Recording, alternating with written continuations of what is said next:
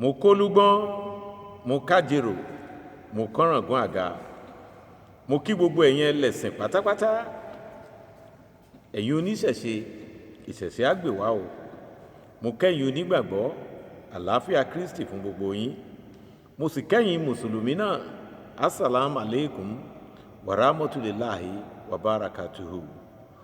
Orí ètò yín òun náà la wà láti inú àwọn ìwé ìròyìn ìjọ Àgùdà jákèjádò ilẹ̀ Yorùbá. Space TV ló mú wá fún yín lọ́sọ̀ọ̀sẹ̀. Àlùfáà Paul Aṣáwálé lórúkọ mi. Kókó inú àwọn ìwé ìròyìn wọ̀nyí lẹ́kọ̀ọ́kọ́ máa gbọ́ ná. Ẹ jẹ́ kí n bẹ̀rẹ̀ láti ìlú Ìbàdàn. Ọjọ́ ní pẹ́ ìpàdé kì í jìnnà. Ìjọ Àgùdà Ìbàdàn gbóríyìn fáwọn àlùfáà rẹ̀ mẹ́rin tó pógún ọdún nínú iṣẹ́ àlùfáà.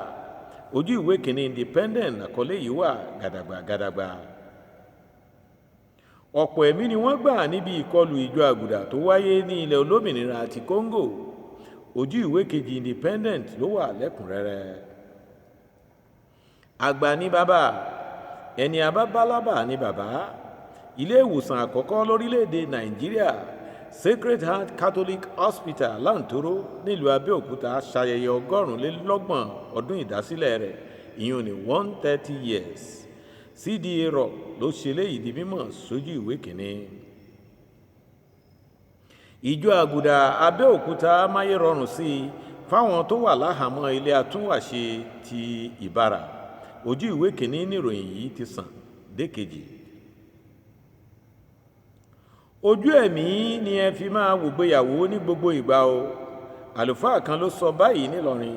Ojú ìwé kejìlá ti The Chronicler ló wà. Ṣé ẹ fẹ́ gbóòótọ́ ọ̀rọ̀? Ilé ẹ̀kọ́ ẹ̀kọ́ṣẹ́ nọ́ọ̀sì ìyún ní ti St. Philomena kì í ṣe tìjọba o. Ìjọ Àgùdà ló já bánà òṣì ọ̀mọlẹ̀ lórí ọ̀rọ̀ yìí. Ojú ìwé kìíní ti The Catholic Herald ló wà lẹ́kùnrẹ́rẹ́. Ẹ̀yin alóyin lóhùn, ẹ fọ̀rọ̀ yín jíhìn rere ni o. Ẹ mọ́kàn máa kérò jọ lásán.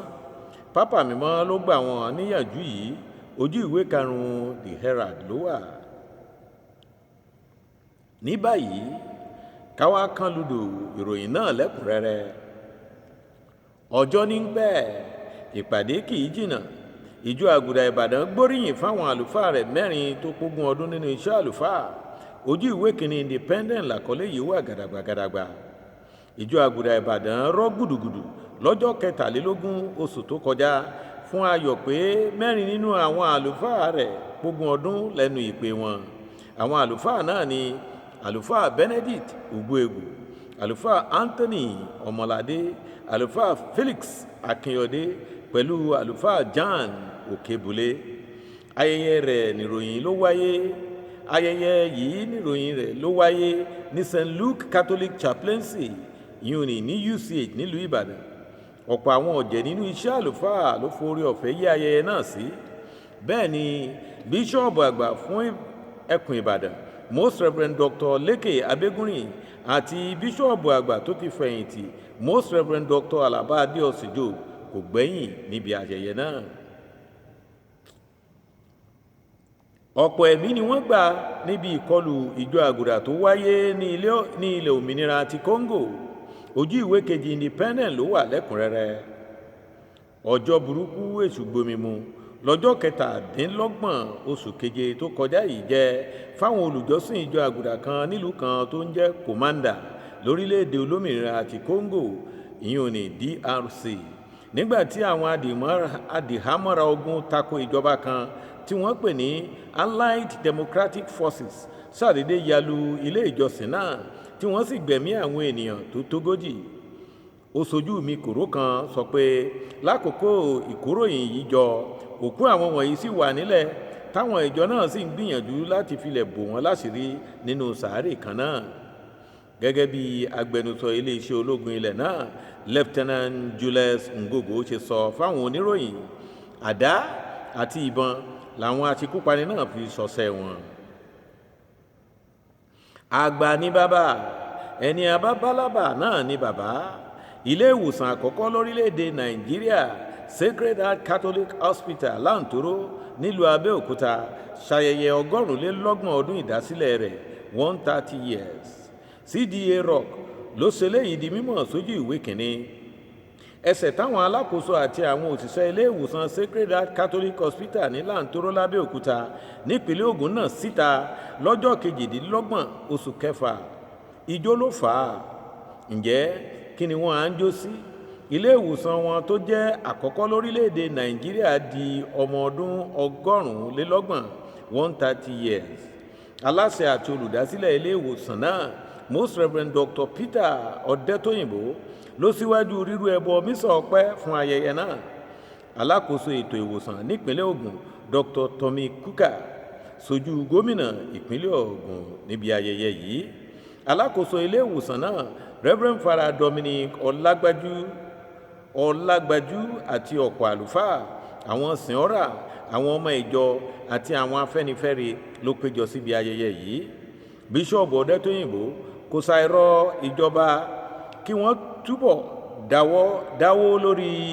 dáwó lórí ètò ìwòsàn o, kí àwọn olówó orílẹ̀-èdè Nàìjíríà lè bá yẹra láti máa sá lọ gbàwòsàn lókèèrè, kí àwọn òṣìṣẹ́ ìwòsàn náà má sì ṣe máa jápamọ́ nígbà gbogbo. Ìjọ Àgùdà Abẹ́òkúta máyé rọrùn sí i fún àwọn tó wà láhàámọ́ ilé àtúnwàṣe ti Ìbàrà. Ojú ìwé kìíní ìròyìn ti sàn dé kejì. Àhámọ́ àtúnwàṣe ti agbègbè Ìbàrà nílùú Abẹ́òkúta ní ọwọ́ àánú ìjọ Àgùdà bà bí ó ṣe bá wọn tún ọkọ̀ wọn ṣe tó tún ra àwọn ẹ̀rọ afátẹ́gùn tó ń lo agbára oòrùn fún wọn. Bíṣọ̀bù Peter Ọ̀dẹ́tóyìnbó tí í ṣe bíṣọ̀bù ìjọ Àgùdà tàbẹ́òkúta ló ṣe bẹ́bẹ̀ yìí fún wọn lọ́jọ́ 4 oṣù tó kọjá yìí. Reverend Father Eric Ọlátúnjí tó sojú bíṣọ̀bù sọ pé bíṣọ̀bù tún ọkọ̀ náà ṣe fún wọn kí wọ́n lè máa rí ohun ìrìnsẹ̀ kó wọn lọ sílé ẹjọ́, kí ìdájọ́ wọn lè bá máa yá kíákíá. Ó wá rọ̀ wọ́n kí wọ́n lo ọkọ̀ àti fáànù náà dáadáa. Ojú ẹ̀mí ni ẹ fi máa wò gbéyàwó ní gbogbo ìgbà o. Àlùfáà kan ló sọ báyìí nílọrin. Ojú ìwé 12 ti The Chronicler ló wà. Reverend Father Colonel Mario Abi ló tani lọ́yẹ̀ yìí níbi ìgbéyàwó láàrin arábìnrin Dorcas pẹ̀lú arákùnrin Olúwaṣẹ́gun. Ó ní ojú ẹ̀mí ni kí gbogbo lọ́kọláya máa fi wo ìgbéyàwó wọn nítorí pé Ọlọ́run ló fìpìlẹ̀ ìgbéyàwó lélẹ̀.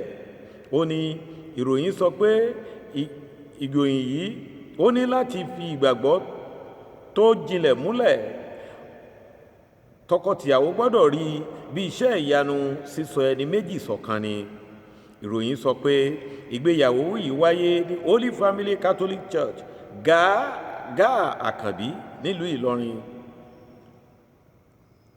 Ṣẹ̀fẹ́ gbòòtọ́ ọ̀rọ̀, ilé ẹ̀kọ́ ìkọ́ṣẹ́ nọ́ọ̀sì St. Philomena kìí ṣe tìjọba o.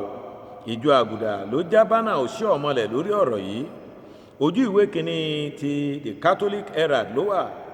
Ọmọlẹ́gbìmọ̀ asòfin àgbà orílẹ̀-èdè Nàìjíríà Senator Adams Oshiomhole ló sọ nínú ìfọ̀rọ̀wánilẹ́nuwò kan lórí ẹ̀rọ móhùnmáwòrán ti Arise lọ́jọ́ 26 oṣù keje ọdún yìí pé ìjọba ìpínlẹ̀ Edo ló ní ilé ìwé ẹ̀kọ́ṣẹ́ nọ́ọ̀sì ti St. Philomena tó wà nílùú Benin nípínlẹ̀ Edo.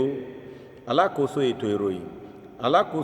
ètò ìròyìn fún ìjọ Àgùdà ti Benin Reverend Father Jude Ọra wá jábánà Senator Oshiomhole pé ìjọ Àgùdà Benin ló ní ilé ẹ̀kọ́ yìí o pẹ̀lú ilé ìwòsàn rẹ̀ àtohun gbogbo tó ní ṣe pẹ̀lú St. Philomena kìí ṣe tìjọba rárá.